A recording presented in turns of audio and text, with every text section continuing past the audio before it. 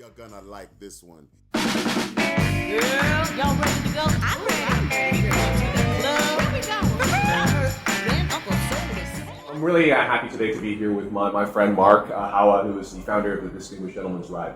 The Distinguished Gentleman's Ride, if you're not aware of it, is it's a rally for vintage and custom motorcycles that connects sartorial style and gentlemanly behavior with the culture of motorcycling. Now, what's been amazing about the Distinguished Gentleman's Ride is also how it has become a global phenomenon, happening, I think, today in 500 cities worldwide, which is amazing.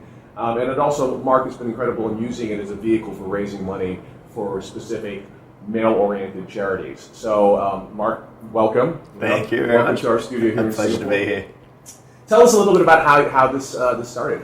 Where did the idea, where did the genesis for the Distinguished Gentleman's Ride come from? So I guess the actual idea itself, it all stemmed from an image that I saw back in 2012 of Don Draper from Mad Men. Right. But I guess the story starts a couple of years earlier, where I absolutely fell in love with custom motorcycle culture in Japan. I was in Tokyo for 4 weeks and I fell in love with, I guess, the unique style of every single motorcycle that I saw. And for me, it was something that I hadn't experienced before. So I came back to Sydney and bought a motorcycle and thought, okay, this is really fantastic. What did you buy? I bought a Yamaha SR500. Cool. Very popular in Japan as Right. the SR400. So for me, I started customizing it and I thought, oh, this is fantastic. It's really unique. It feels like I've had this really important role in turning it into something that's mine. Right. And I went riding and I thought it was fantastic. And then I quickly came to the realization that being a really social guy, I'm bored because I had no friends to ride with. I didn't have any friends that had motorcycles. Right. I didn't have any family that had motorcycles. I was the first one. And what ended up happening is I started up a group called Sydney Calf Races. Right. And it was all about uniting motorcyclists in Sydney. What I really like about the group that you created as well is the inclusiveness, right? Because a lot of times in motorcycle culture, they'll be like, okay, you're a Harley guy, or you're a Ducati guy, or you're a sport bike guy, or you're a classic guy. And I love the fact that it was very egalitarian. In Australia, we've got this very difficult mentality where people are assumed to be negative or dangerous or bad because they ride a motorcycle. And sort of through this journey, I've found out that in a lot of countries, it's the exact same story. Absolutely. And so for me, the first thing was breaking down stereotypes.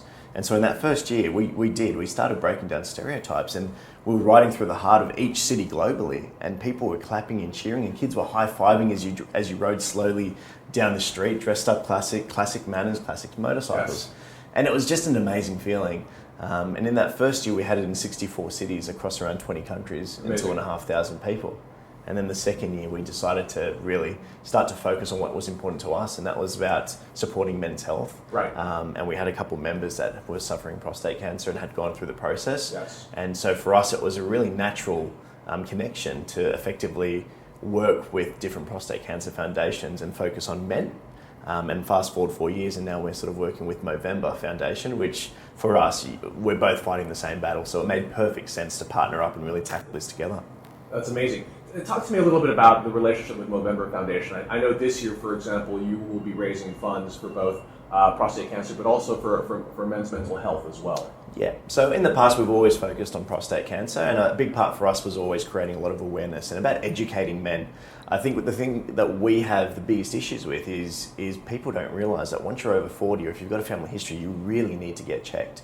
And so we hold the fundraising important, but on a higher level we hold the awareness that we create. Yes. Because we know that we can save lives and change lives now, whereas research, we know that it might be 3, 4, it could be even longer years down the track to effectively come up with the results that we want. And then what we ended up doing is last year we unfortunately had one of the guys that rides with us, and he also hosts the Austin ride. He took his life, and he was suffering depression. That wasn't something that we knew, but we were working really closely with him because he was one of our key rides in America. And it was 3 weeks after the event that he committed suicide. And as a result of that, we thought, okay, well, we feel that we've been raising a lot of awareness around men's health and prostate cancer, but we feel that we need to start focusing a bit more on depression and men's health issues around male suicide prevention. I have to congratulate you in creating something that's so extraordinary. It's amazing because you kind of predicted this whole idea of classic style coming back, and both related to sartorialism but also to motorcycling. But one very key component of that is also internal content, right? Your manners and how you consider other people. And for you to put a face onto classic style, classic motorcycling, but also to think about other people in this way and to make it cool and fun and young and sexy. Yeah. I think that's amazing. So I really have to applaud you for that. Yeah, definitely. And I think one of the things that we found really important from the start is my mother and father always taught me that respect is the most important thing in the world. And I was always the child that would get up off the train seat to let the old lady sit down. I was always the guy that would help someone carry a pram up the stairs. And a part of that is that starts to go missing. Yes. And effectively, it's not a nice place to live in when that goes missing. And so in that first year, it was, hey, if there's a crossing, slow down and stop. Let someone cross the road safely. Absolutely. And show your manners. We're not bad guys. We're a bunch of positive guys that are enthusiasts. Riding motorbikes, building motorcycles, that's our hobby. And what this does is effectively, it gives us longevity in what we do, and it makes the community a better place. And for us, I think we want to be able to sit there and once we finish this event, know that when it's done or when the time comes where it does end, everything's got a lifespan, that we effectively left the world a little bit of a better place than when we first entered it. You know, I participated in the ride last year in London, and there was this really palpable sense of euphoria afterwards, because I think part of it was obviously the incredible colorfulness of the event. And how it's a very positive event because it's one that brings people together and everyone's having a great time. But also you leave that event knowing that you've achieved something concrete in terms of raising funds for a great cause. Yeah, definitely. And that feeling, I mean, we experience that feeling even though we're working so hard day in, day out. And, we have 14-hour days, 15-hour days in that office. It's that feeling once the event is done, it's signed, sealed and delivered, and you've been able to bring these communities together. And when you're there at that event, it's not so much you're there with just this little local group of 200, 300, 1,000 guys. Right. It's the fact that you know that you're in a point where there are 550 other rides and 550 other groups of guys and girls that are effectively doing the same thing. And it just makes this really strong bond between, yes, the person that you're right next to, but also people globally. And that's why, for me, it's always been important to keep the date the exact same. And obviously, we get a lot of pushback from people that say, would rather do it in this month or this month. But for me, it's a really important thing that date stays the same, and it generates a lot of buzz. I believe last year you raised a pretty impressive amount of money. I think it was $2.3 million US. Yeah.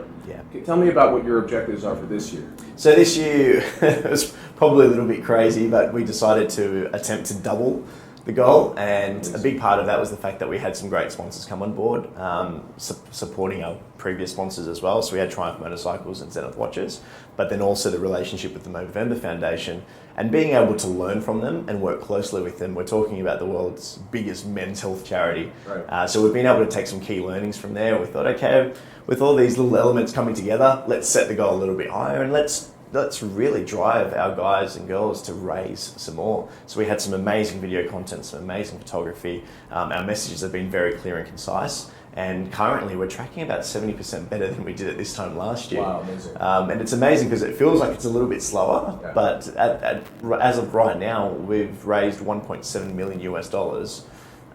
Today, last year, I think we're currently sitting on about 900,000. Someone even who doesn't ride a motorcycle, how can they donate?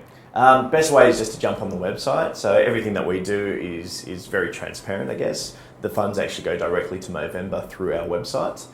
So the best way is to jump on www.gentlemansride.com and donate. But in saying that, I mean, we know that we're definitely in some countries around the world where, that sort of fundraising participation doesn't exist, and there's definitely some countries that we're in that are in third world countries that really struggle to support us financially, and that's completely cool. For us, it's about spreading that message, and if you do know that you've got a family history, getting checked, getting your PSA test done, and making sure that you're going to be around for a while to come so that you can join us. So you are coming to London this year to participate in the ride there. Why did you decide on London? I guess for me, it's motherland coming from Australia, but it's always been one of the most beautiful rides in regards to the actual city, the bikes that take part. I mean, a lot of this culture did originate, the culture of the cafe racer did originate in the UK. So for me, it's always nice to go back there and enjoy it and be able to check out the Ace Cafe, like the bike that I'm sitting on. So it's a key ride for us. It's one of our highest fundraising rides. I think it's actually second to Sydney. I've done Sydney 3 times. I did LA last year, and I guess for me it's about taking the opportunity to meet some of the riders, being able to spread my message, but also being able to go overseas and having fun. Talk to me a little bit about the day that follows the ride. I know that you are working on a charity auction to raise a little bit more cash, for this great cause. How did that come about, and what are your expectations from that? Yeah, definitely. So every cent definitely counts, and this is the first time that we've held a charity auction. And slightly nervous to a small degree, being the first time that we've done something on this scale. But the idea came from a very good friend of mine called Wee at the Rake and Revolution. And so together what we've done is basically partner up and make sure that we're going to amplify this as much as we can. We've got some amazing prizes on board. Huntsman Seville Row has been absolutely amazing in gifting us the space to be able to run this event. And as a result, I think we're sort of hoping that we could raise anything from $50,000 to $100,000 on top of the total, if not even more. So, I mean, if you're in a position to come on down and get a little bit boozy and bid on some items, please do so.